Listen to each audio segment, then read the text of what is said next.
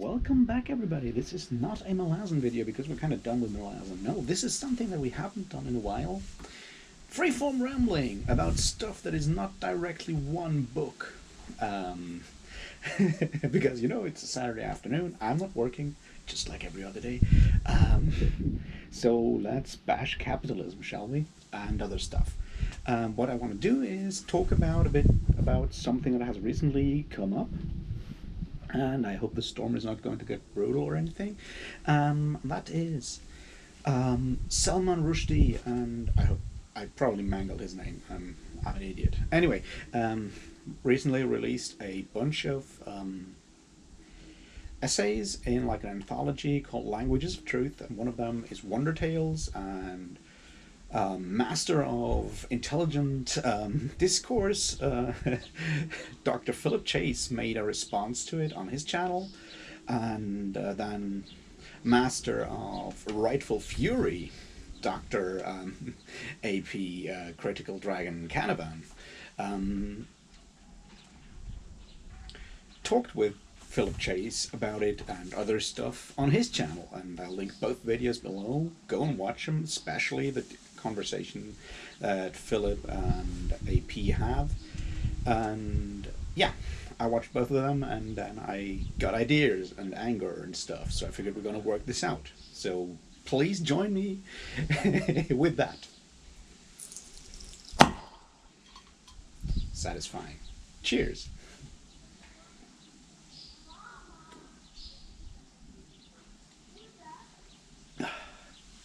So what am I going to do here today? What am I not going to do today? I'm not going to go into the argument of Wonder Tales directly, because I haven't read it. I haven't read the entire book yet. I mean, I've put it into my Audible shopping basket, but I haven't bought it yet. It was like an idea, maybe I'll get the entire thing, because other essays in there seem also to be interesting to me. And maybe we can actually go through them essay by essay, or pick out a few of the interesting essays and do rambly videos on those. Like the general idea of like literature and fiction and truth and stuff like that are things that I personally am interested in. I took 2 courses on this subject when I was studying philosophy, so I have some personal interests in this like whole debate, so that might just be something that I'm considering doing.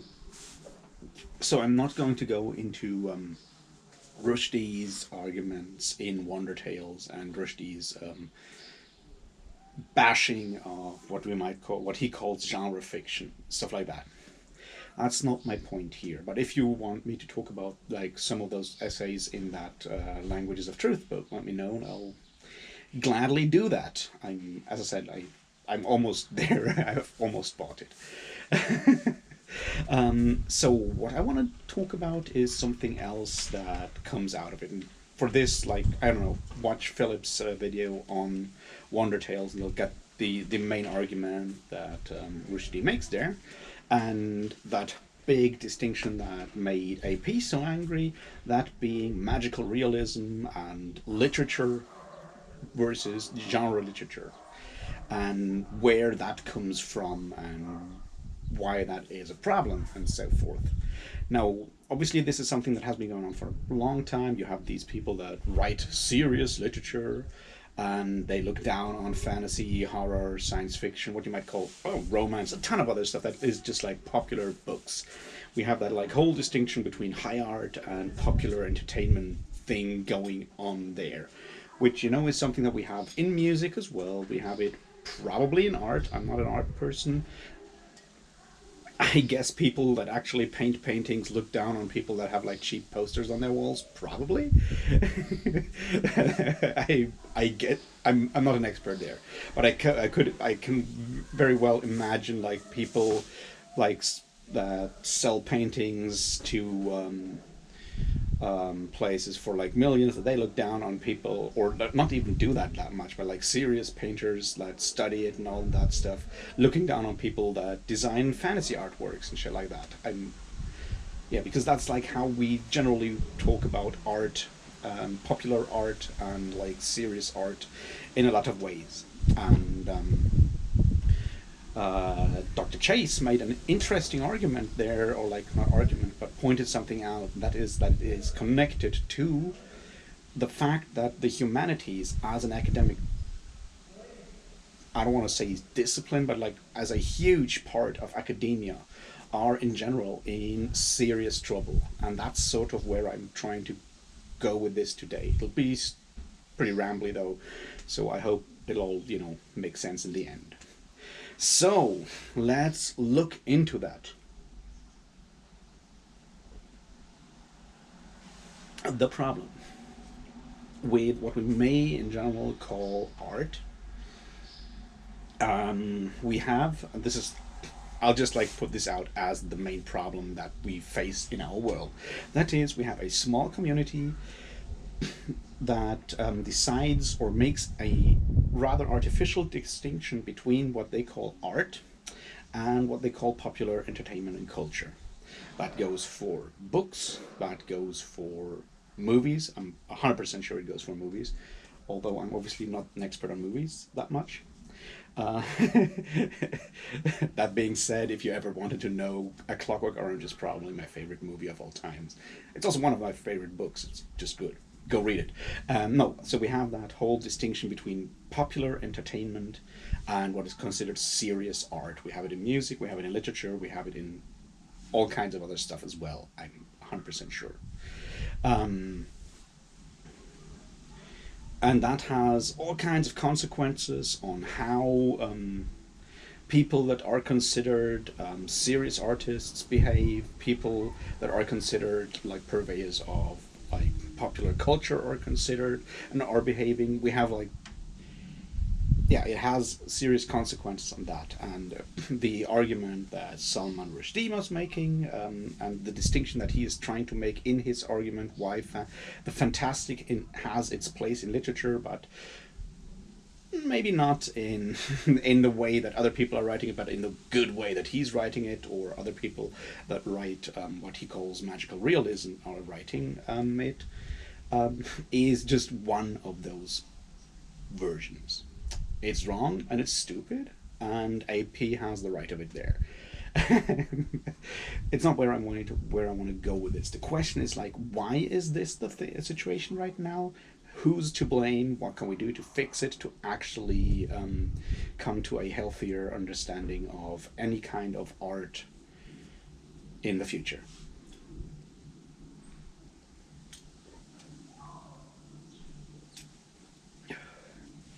And my argument here will be there's like 2 or 3 main reasons. One of them is capitalism, which is a problem always in general. One of them is the Enlightenment, and the third one may just be general human stupidity. We'll see how that goes. So, let's start with the Enlightenment, which in general I am very much in favor of. The Enlightenment as what you might call a philosophical or general social movement or epoch is something I'm not going to definitions here. I'll just say it's roughly the time of the 16th, 17th century, 18th century as well. So roughly the 2 to 3 centuries between, say, the late 16th and middle of the 18th century, roughly like that. In Western Europe, we're talking Europe here. This is like a very Eurocentric argument because I'm a Eurocentric person, whether I want to or not, because I have never put like a lot of effort into studying global stuff. I know it's a problem. I wish I had. Anyway, for my argument, this makes no difference. Because the world of academia that we're talking about here is also mostly the Western, Anglo-Saxon and continental European world of academia, so that's fine. So, the Enlightenment, in general, is a movement towards secularization, towards a more secular, more rational, more scientific look at the world in a lot of ways. It starts kind of with Francis Bacon in the 16th century. I always blame him for all kinds of things, so No worries. The idea is that we start to actually take the world seriously. We and humanity has like, and people finally accepted the fact that the universe can be ruled. Like we can understand things, we can find the levers of the universe. We can push those buttons to get results that we want. That, in general, with other stuffs, developments in philosophy, in sciences in general, like chemistry, physics, biology, all that stuff, starting in the 17th century, like not starting in the 17th century, but like growing big in the 17th century, 18th century, and 19th century, even more so, have obviously also the beginning of like serious studies of economics with people like Adam Smith and what have you. All of that leads to that general mindset that most of us today have, that being the world in general is a rather understandable place. Like we kind of, even though we not always know exactly how a specific part of the universe works, we kind of figure out that like there's probably experts who know, and if we'd actually spend time studying, learning and whatnot, we'd probably also be able to understand it. The problem now is that with the rise of capitalism, but I mean the rise of capitalism is more like a symptom of it as well than just like the enemy here. I mean capitalism is the enemy, but different thing here. My point is, with the knowledge that the universe can be understood comes that next thing is like, how can we make the universe help us, profit us? How can we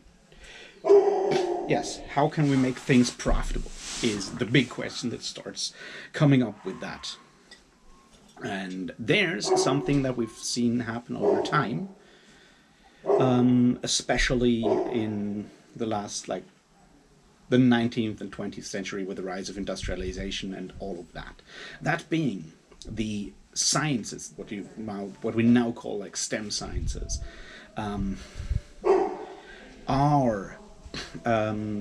have got like a huge advantage, or have grown in the like popular respect and everything, because they have given us a ton of results that we can then like industrialize and turn into profits and money, whether it's physics, whether it's mathematics and computer sciences after that, whether it's biology, chemistry, medicine, all of that stuff. And with our focus on profits, and a lot of those profits being monetary profits, and obviously also there's like benefits, non-monetary benefits to advances in medicine. And I'm not saying that's not the case. My point is that we have come to expect science to work, or like academia to work like a company, to produce results that have immediate that can be immediately felt and that can be ideally monetized. Now that's something that what we call the humanities has generally lacked in. I'm not saying that the humanities, I'm actually saying the opposite in a moment. The humanities produce philosophy, history, sociology, produces a ton of important information, a ton of important knowledge, understanding of the world. It just can't be, turned into stuff that can be sold. That's kind of the problem there. Which has led to that question that all of us students of the humanities dread so much once we start studying history, philosophy, ancient languages, whatever, what have you. When we meet our like grandparents, uncles, aunts, or whatever at like family holiday, and that question is always, so what you gonna do with that study? Are you becoming a philosopher? It's like, no, probably not, because we don't even know what philosophers are at this point. Anyway, the point is, education at that point has also, especially in the humanities, has a justification problem for a lot of people, if you understand what I mean. That being and that's like where we come to that next big step there. So capitalism and the rise of like a very pragmatic understanding of the universe has led to a decline of the humanities in the public favor and respect, and that leads those people that are in the humanities obviously to try and figure out to justify why they are doing what they are doing. And there we come to elitism, snobism, and all that other good stuff. Gatekeeping.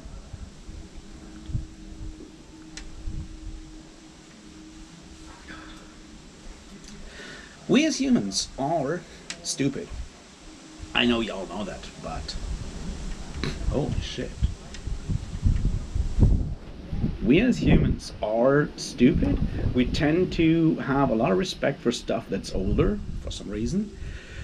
And we tend to look up to authorities, whether that's justified or not. So, what we do as people in the humanities, academics that are still in that position where we hold jobs in academia, we try to turn ourselves into arbiters and gatekeepers of that like level of authority and respect, which automatically, next to things that AP has mentioned, that being just like a bias that's inherent, is like you're going to teach the stuff that you got taught just because it's easier to just continue doing that. That inertia in any kind of canon that we have. Apart from that, it's also, I feel, an important part that we try to keep the field of competitors within our field as small as possible, and try to build up our field as much as possible to justify further spending, as meager as it is, to justify all of that to the greater public. It's like, yeah, we don't need a lot of philosophers, or not a lot of like literature professors, or a lot of like really serious writers of serious literary fiction, and this is where I'm going with this. We don't need a lot of them. We just need a few really good ones that we can, worship all the time. Maybe not really understand what they're doing, but we pretend that we understand, so we can pretend to be part of the in-group and so forth. It's the general thing why we tend to fall into scenes, sub-scenes, and whatnot when it comes to our appreciation of art and stuff like that. And the same goes on with academia. It's obviously the wrong way to go, because we're kind of digging our own graves here, because we kind of recede further and further into obscurity and oblivion, especially now that, like, with communication having been revolutionized through first mass media and then the internet, it becomes more and more ludicrous, is what I'm trying to say here. And well, I'm almost losing my track here, but I'll be back in a second. Watch me take a thoughtful sip of beer while I try to assemble my thoughts.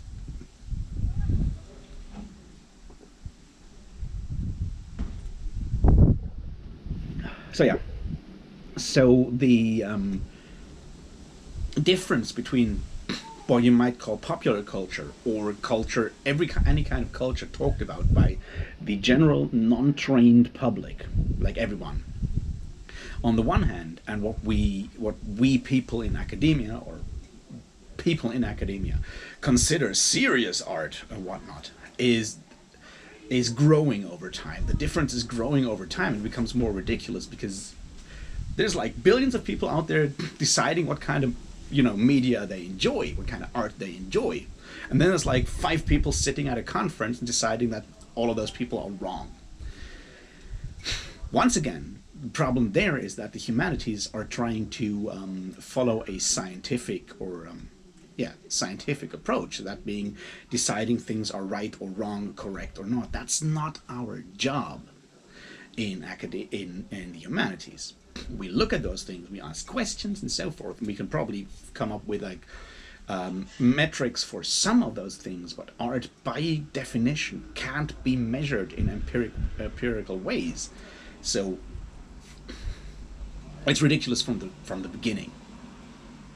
It also just means that we are losing more and more respect, if we ever had any, and people get resentful, because if I enjoy something and you come and tell me that I'm stupid for not appreciating something else, I'll get pissed off. If you tell me that I'm that I'm a primitive bastard for enjoying Motorhead and I should just go and listen to some free jazz, I'll, well, probably just drink beer at you angrily and ignore you and be pissed off and turn my music up even louder. And it's the same thing with popular culture. The same thing with books. It's like, you tell me my Dresden Files novels are stupid and I should go and read Jonathan Franzen. Yeah, fuck you. Chances are I'll just think you're a pretentious asshole. That's not saying that Jonathan Franzen is probably not writing good books. They're just like very different. And once again, go and watch that video of APs and Philip Chase's, and you get like more explanation on why that's totally fine. I might even enjoy Jonathan Franzen, but at this point, my chances are I will not read him because I'm pissed off by people that use his writings as examples in all kinds of academic papers and shit. Like, you know what? I feel resentment there. It's the same with Henry James.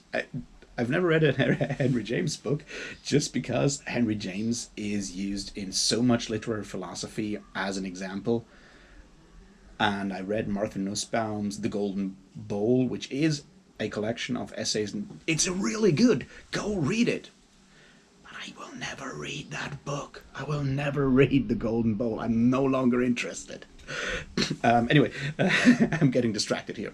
What I was trying to say is that through enforcing and reinforcing those boundaries between what some people consider serious art, which is a defense mechanism against that loss, and it's a serious loss of like existences are endangered by the way that now that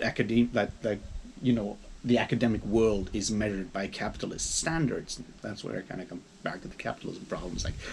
There's jobs on the line. There's not very many not very many jobs available for professors of English literature. There's even less for professors or like teachers of 18th century philosophy of religion.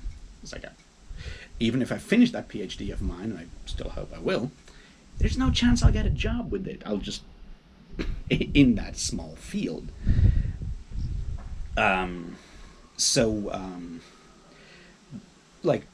Trying to justify us talking about specific pieces of art, specific books and whatnot, is a defense mechanism against that, because we are trying to conjure up, or people in academia, in the humanities, are trying to conjure up or argue for relevancy of their specific field, their specific canon and whatnot, and thereby losing like whatever shred of popular support they ever had.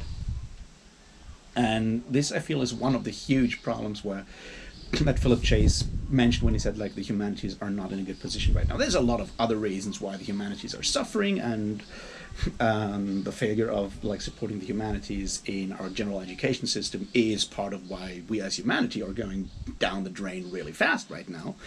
But that's probably a topic for a different day.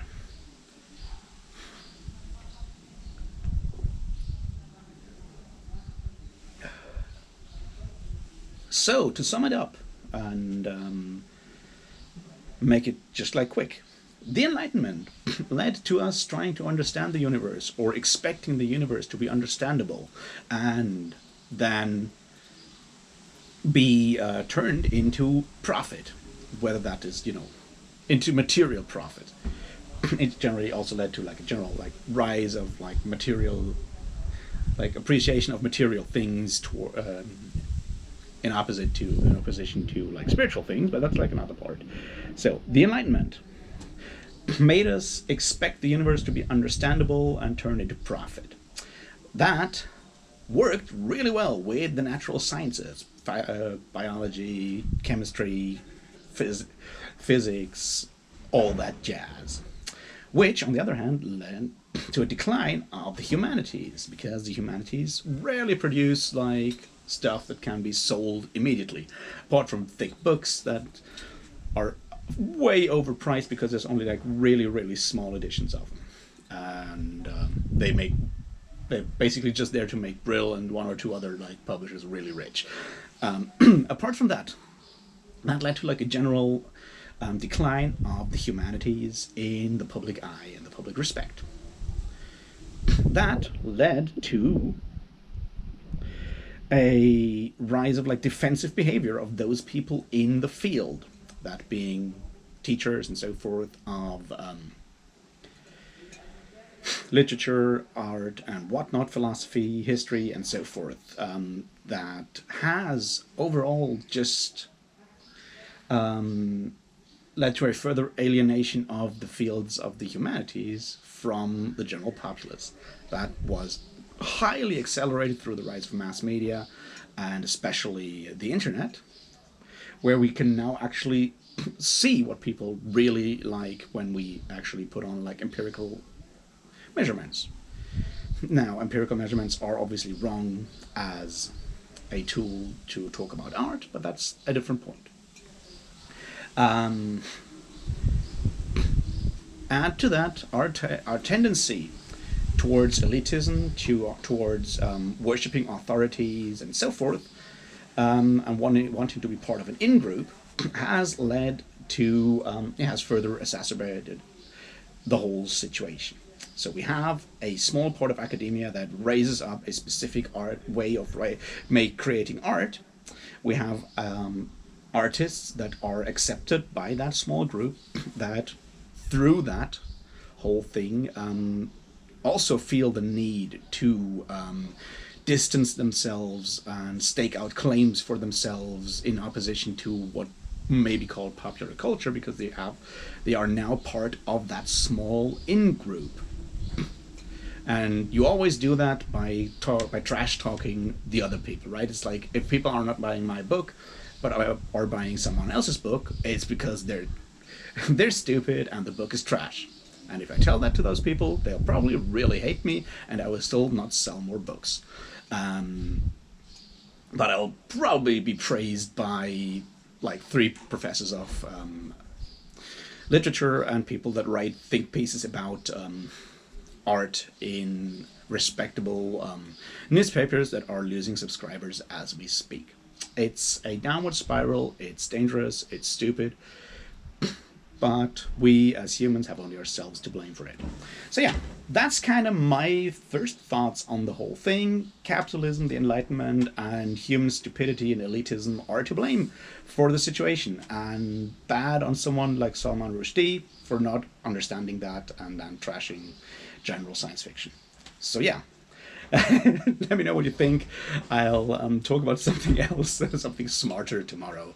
Until then, cheers.